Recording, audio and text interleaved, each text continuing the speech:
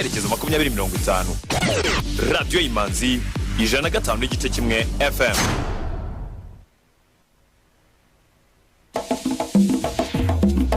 We got you updated. This is Radio Imanzi News in English.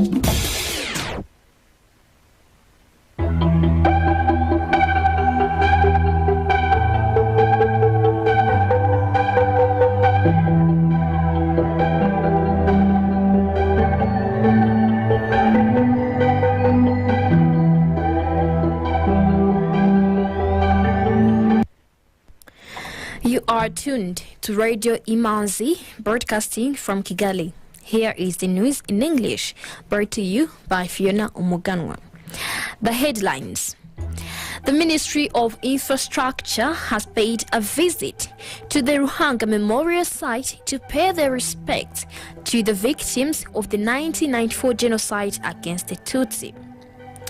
Some of the delegates of the CHOGM 2022 have proposed development strategies for Rwanda, including more investment in subsidies and intertrade in the Commonwealth Business Women Network. Zimbabwean Member of Parliament has been elected as the new Speaker of the Pan-African Parliament.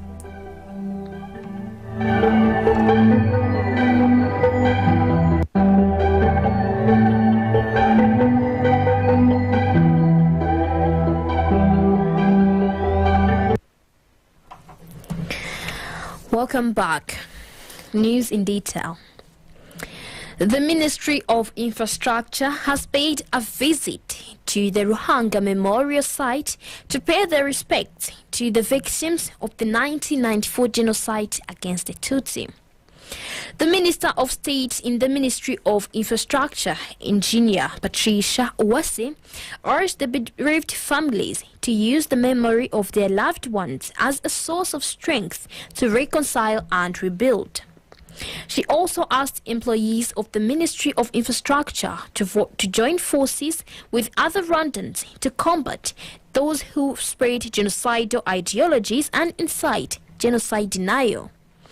She noted that remembering the victims of the 1994 genocide against the Tutsi gives them the respect they were denied, and that it is a time to ensure that history does not repeat itself.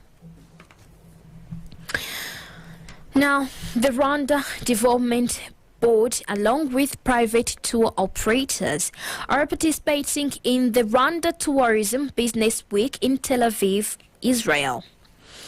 They are showcasing Rwanda's unique tourist attractions and offerings to over 100 travel agents from the country.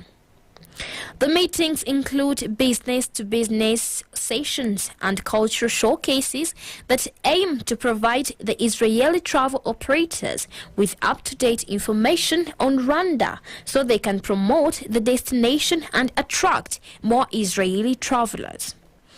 RDB's head of tourism and conservation, Ariela Kajiruka, noted that Israel is a growing tourism source market for Rwanda and that there are unique travel packages for Israeli tourists visiting the country. The Prime Minister, Edward Ngirente, says without government incentives and subsidies, Rwanda's economy could have suffered a more devastating impact from COVID-19 over the past 2 years after the pandemic disrupted markets and economies across the globe.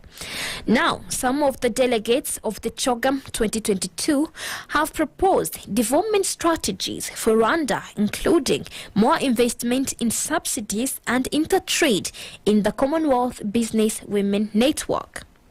According to Mekleit Abdallah, Managing Director of Queen Nyabingi, an investment consulting firm, subsidies drive growth and Rwanda should invest more in them. Many growths have been pushed by subsidies. If you look at the agriculture sector, today, as we know in the US, farmers have been subsidized. If you look at the other industrial sector, in many countries that have developed, they've been subsidized. Probably the government should be able to subsidize. I know that Rwanda is doing its level best in terms of bridging that gap, but subsidy is something that we may need to look at as well.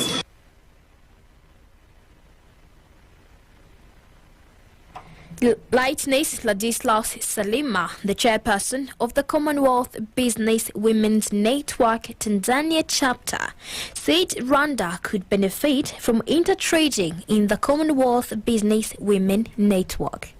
On the perspective of the Commonwealth Business Women Network, Rwanda can benefit because we can do intertrade and we can be learning from each other as into what we are doing right now.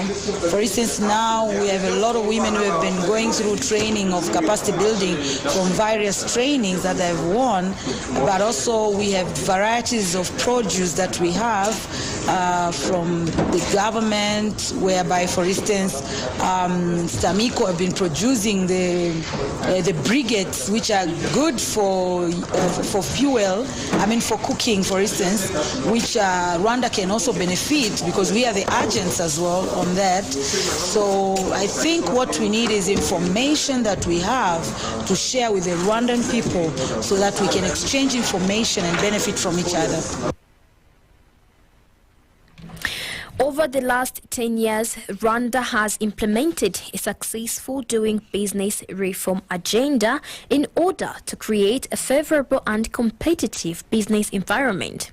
As a result, Rwanda jumped over 100 places in the World Bank Doing Business Index, today ranking 38th globally and second in Africa.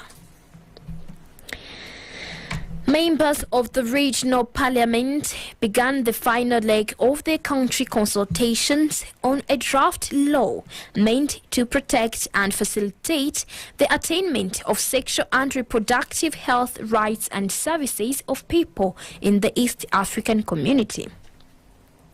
About 50 Rwandan stakeholders made a team of the East African Legislative Assembly in a final public consultation in Rwanda.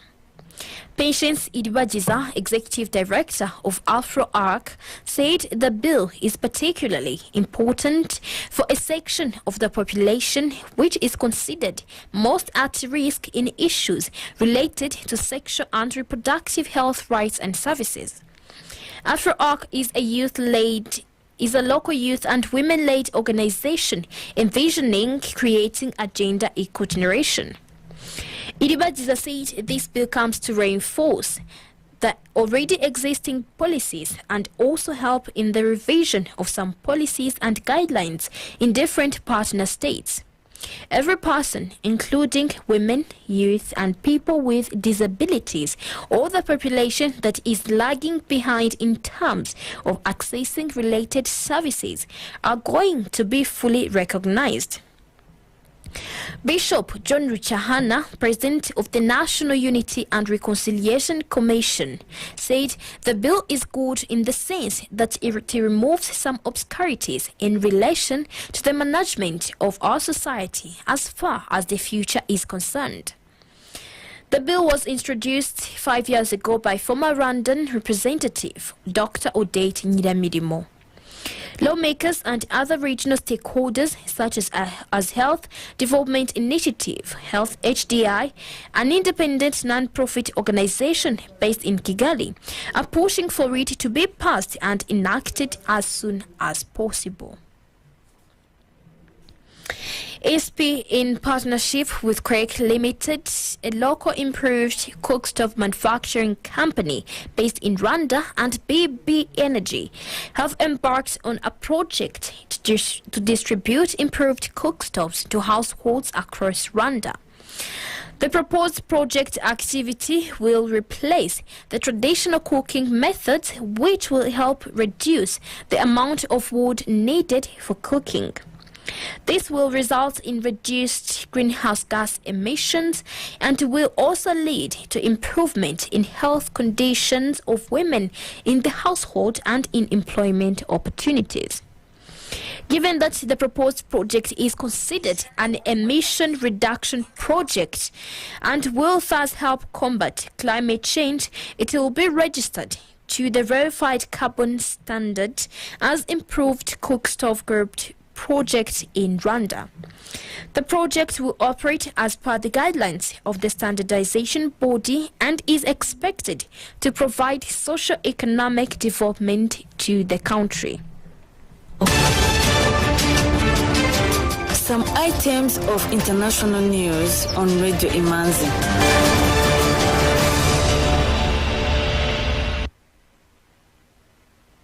Zimbabwean Member of Parliament MP Fortune Charumbira has been elected as the new Speaker of the Pan-African Parliament, the African Union's Consultative Assembly.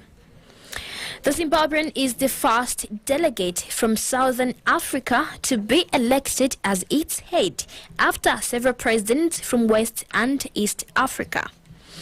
Created in 2004, the Pan-African Parliament is composed of more than 200 MPs representing some 50 African Union members appointed by their respective parliaments. Kenya says the incident last week in Melilla at the border of Morocco and Spain, where dozens of African migrants attempting to cross into Europe were crushed to death, signals further the inequality in the treatment of refugees from the continent. At the UN Security Council, Kenya said the incident is the latest reminder that African refugees are still treated differently in Europe, despite countries signing global refugee laws. Last Friday, hundreds of migrants from Africa attempted to scale the border fence between Morocco and Melilla, the Spanish enclave on mainland Africa.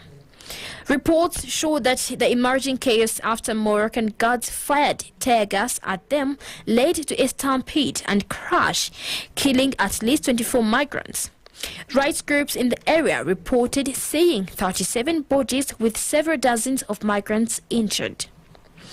The African Union Commission chairperson Musa Faki Mahama condemned the incident and said the African Union demanded an adequate investigation into the incident he labelled as degrading to African migrants.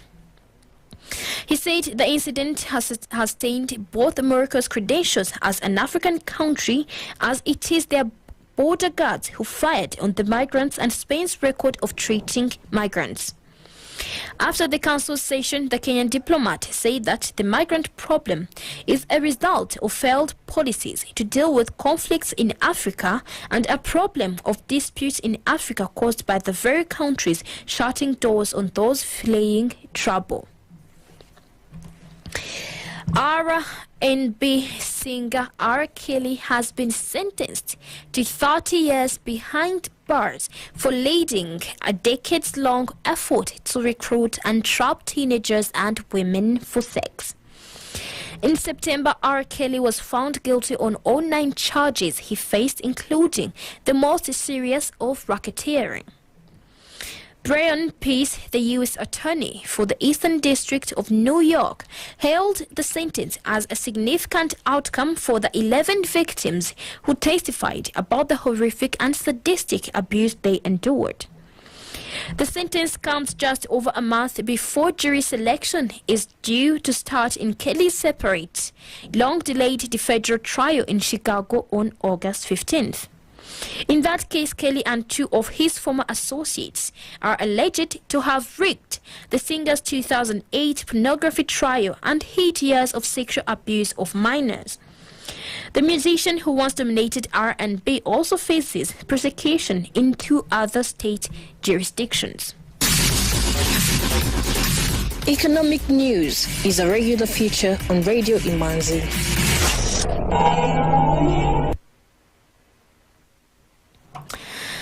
Now, the funding allocated to the Ministry of Gender and Family Promotion, MIGEPROF, under the approved national budget for 2022-2023 fiscal year has been increased by 58.9% to more than 2.9 billion from over 1.8 billion Rwandan francs that it was initially earmarked in the budget framework paper.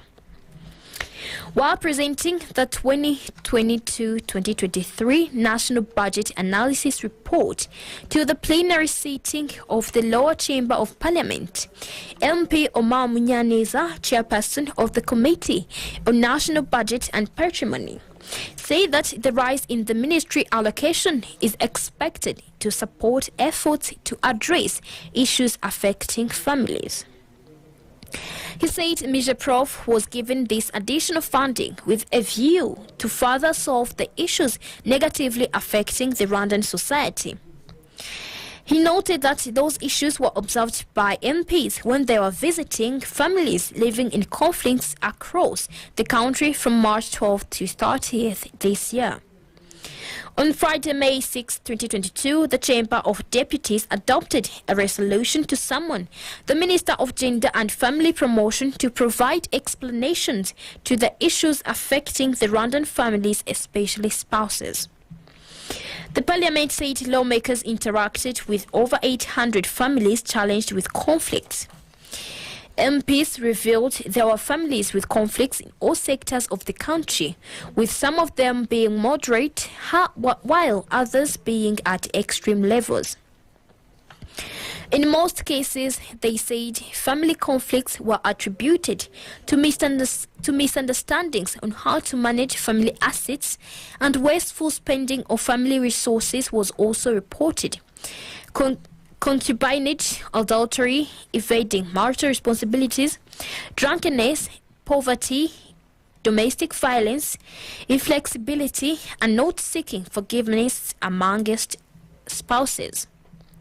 During MIGEPROF budget hearing last month, Evariste Mugwanashyaka, the program's manager at the umbrella of human rights organizations in Rwanda, said that the budget allocation to the ministry should be increased to help tackle issues affecting the Rwandan society in order to build the country's bright future. He said the issues include teenage pregnancies that went up to 23,000 in 2021 and from 19,000 in the previous year, and family conflicts. The ministry has a great role to play in terms of building the Rwandan society, addressing the issues affecting children, he said, also citing school dropouts. Now moving on ahead with the Rwanda Stock Exchange Market Report. The trading session recorded its turnover of 262,623,900 Rwandan francs from 1,017,300 shares traded in 6 deals on the equities market and 1,030,000 Rwandan francs worth of bonds traded in 1 deal on the fixed income market. Bank of Kigali closed the counter at 265 Rwandan francs. The trading session recorded its turnover of 261,025,000 Rwandan francs from 985,000 shares traded in 2 deals. I&M Bank closed the counter at 43 Rwandan francs. The trading session recorded its turnover of 1,278,900 Rwandan francs from 30,300 shares traded in 3 deals. Bralirwa closed the counter at 160 Rwandan francs. The trading session recorded its turnover of 320,000 Rwandan francs from 2,000 shares traded in 1 deal. M10 Rwanda closed the counter at 177 Rwandan francs, Simerwa at 120 Rwandan francs, Equity Bank at 440 Rwandan francs, Kenya Commercial Bank at 370 Rwandan francs, National Media Group at 1,200 Rwandan francs, Uchumi Supermarket at 104 Rwandan francs, and RH Buffalo closed the counter at 526 Rwandan francs as the market closed. The currency market review of today. The Kenyan shilling buying price was 8.6 Rwandan francs, and the selling price was 8.7 Rwandan francs. Tanzanian shilling buying price was 0.43 Rwandan francs, and the selling price was 0.44. The Ugandan shilling buying price was 0.26, and the selling price was 0.27. Burundian franc buying price was 0.49 and the selling price was 0.5. The US dollar buying price was 1,014 and the selling price was 1,034. The British pound buying price was 1,230 and the selling price was 1,255. The euro buying price was 1,060 Rwandan francs and the selling price was 1,081 Rwandan francs. With that, we come to the end of tonight's edition.